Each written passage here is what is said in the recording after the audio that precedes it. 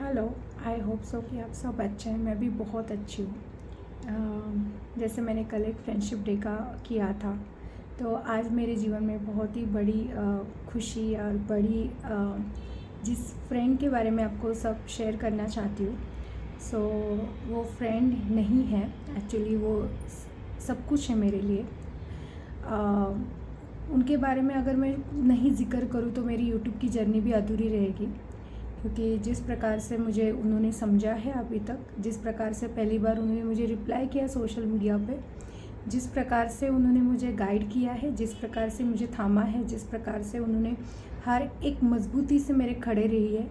So yes, मैं बात कर रही हूँ one and only my I, my everything.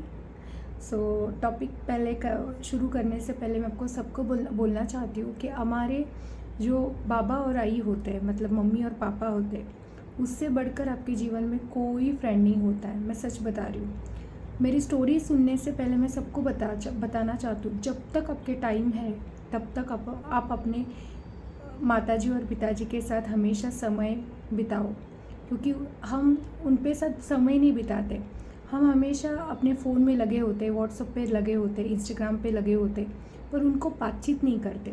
जब वो दूर होते 5 मिनट के लिए बात करते, हम रख देते। ऐसे मत करो, समय का कोई भरोसा नहीं है।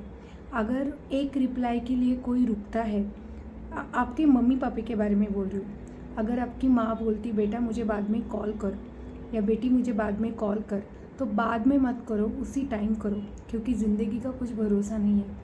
हमारे माताजी और पिताजी हमेशा हमारे लिए कुछ ना कुछ नहीं, बहुत कुछ खास करते हैं, हर मिनट हर सेकंड। तो मैं यही बोलना चाहती हूँ कि आप कभी भी ये मत बोलो, एक्सक्यूज़ेस मत देना, क्योंकि हमारी जो माँ होती है ना, स्पेशली वो बहुत ज़्यादा किसी की माँ इमोशनल होती है, किसी की माँ स्ट्रॉन्ग होती है। माँ तो माँ होती है ना, पर माँ तो माँ ही होती है, तो उसका दिल कभी पिघलेगी बेटी और बेटे के लिए। तो इसलिए मैं आपको सबको बोलना चाहती हूँ, माई पॉइंट इज़ कि आप हमेशा अपने मम्मी पापा के लिए हमेशा अवेलेबल रहो। अपने फ्रेंड सर्कल में हो, या आपकी गर्लफ्रेंड है, बॉयफ्रेंड है, आपके हस्बैंड वाइफ, उससे कोई मैटर नहीं करता, पर अपनी मम्मी पापा के लिए हमेशा उनको समझो। आप ज़्यादा बात मत करो, पर जब तक है वो उनके साथ टाइम स्पेंड करना बहुत इम्पॉर्टेंट है। जब हम टाइम स्पेंड करते हैं अपने पेरेंट्स के साथ, तो अपने आप भी जो डिस्टेंस होता है वो डिस्टेंस बहुत दूर हो जाता है। सो आज मैं बात करूँगी मेरी best friend, my best friend forever, my आई। आज मैं बताऊँगी, आज मेरी माँ ने मेरे लिए बहुत स्पेशल मेरे वीडियो पे कमेंट किया। मेरी माँ को इतना पता नहीं है फ़ोन के मामले में वगैरह, बट उसकी जैसी लेडी मैंने कभी देखी नहीं, क्योंकि बहुत ही स्ट्रॉन्ग है मेरी माँ, और हमेशा सीखने की, अनकंडीशनल लव, बेटी को कैसे रखा जाता है वो मैंने अपनी माँ से सीखा। ज़िंदगी में मैं यही बात करती हूँ कि माँ से मेरा बहुत ही इमोशनल रिश्ता है, बहुत ज़्यादा। कभी भी ऐसा नहीं हुआ है कि माँ से मैंने एक बार भी कुछ छुपाया है। अगर जो भी कुछ मैंने छुपाया है उसका भी मुझे गिल्ट होगा, क्योंकि उनकी सलाह मेरे लिए एक फ्रेंड जैसी होती है। और कभी भी हम ये सोचते हैं कि हमारे माता और पिताजी हमारे फ्रेंड कैसे बन सकते, ज़रूर बन सकते। अगर हम वो डिस्टेंस निकालें तो अपने माता और पिताजी हमारे बिल्कुल फ्रेंड बना सकते। हम जितना फ्रैंक लोगों के साथ रहते उतने ही हम अपने माता पिताजी के साथ रहेंगे, और दूसरे के कारण हमारे घर में कभी भी झगड़ा नहीं होना चाहिए। अगर आपके माँ और पापा बोल रहे कि ये चीज़ मत करो, तो सही में वो चीज़ आपके लिए सच में अच्छी नहीं है। आप अपने फ्रेंड सर्कल में शो ऑफ के लिए या उनको खुश करने के लिए ऐसे कभी भी मत करो, क्योंकि फ्रेंड आते हैं जाते हैं, उनका कोई मैटर नहीं होता है। सो मेरी माँ ने हमेशा मेरा हाथ थामा था, as a friend, as a best friend. आई मैं आपको यही बोलना चाहती हूँ, आप जैसे फ्रेंड ना ही मुझे कभी मिलेगी। आपके बिना मेरी ज़िंदगी वैसे भी बहुत अधूरी है। आपने मुझे आज कमेंट किया, मुझे पता है कि आप मेरे लिए बहुत खड़ी रहती हो, जितना कोई खड़ा नहीं रहता। उतना मेरे लिए आप खड़ी रहती हो हमेशा, बचपन से अभी तक।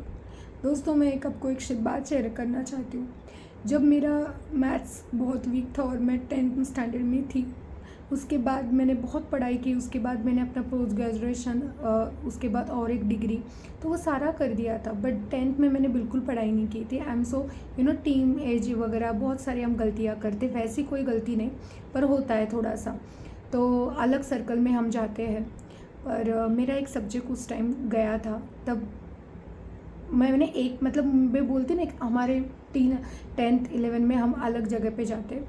पर मुझे पता है मेरी माँ ने उस टाइम मुझे किस प्रकार से थामा था, किस प्रकार से मेरी माँ ने मुझे एक बार भी ऐसा नहीं बोला कि तुम्हारा क्या हुआ है सब्जेक्ट। ऑल माई पेरेंट्स, मैं आपको सबको बोलना चाहती हूँ, अगर आपकी बेटी और बेटा किस में कम है तो आप उसकी कंपैरिजन कभी भी मत करो। मेरी माँ 12 पास है, बट उस टाइम की 12 पास है, वो टीचर थी, पर मेरी माँ ने कभी भी कोई भी ऐसी बात मेरे दिमाग में डाली नहीं कि तुम कम हो, तुम्हें 10th में ऐसा रिज़ल्ट आया है। मुझे हमेशा प्रेरणा देती थी, मेरे साथ खड़ी, मेरे साथ भाग भाग के हमारा जब पेपर दूसरी जगह था, तो ये सारी छोटी छोटी चीज़ें हमारे लिए बहुत मैटर करती कि हमारे पेरेंट्स हमारे लिए कितना भाग दौड़ करते हैं। तो माँ ने उस टाइम भाग दौड़ की प्रार्थना कर रही थी, उसका जो इमोशनल पॉइंट था उस टाइम मेरे दिल को इतना छू गया कि मेरी माँ ने मेरे लिए तो एक लफ्ज़ भी नहीं बोला कि तुम ऐसा कर रही हो, वैसा कर रही हो। तो वो बहुत ही ज़्यादा मेरे लिए मैटर करता है कि हमारे जो माँ बाप होते हैं, वो हमारे लिए वाकई बहुत ज़्यादा मैटर करते हैं, क्योंकि वो हमारे लिए तब उस टाइम माँ ने कभी भी अगर बोला होता कि तुम इस सब्जेक्ट में कितनी कम हो, तो मुझे उस टाइम वाकई बहुत दुख होता। पर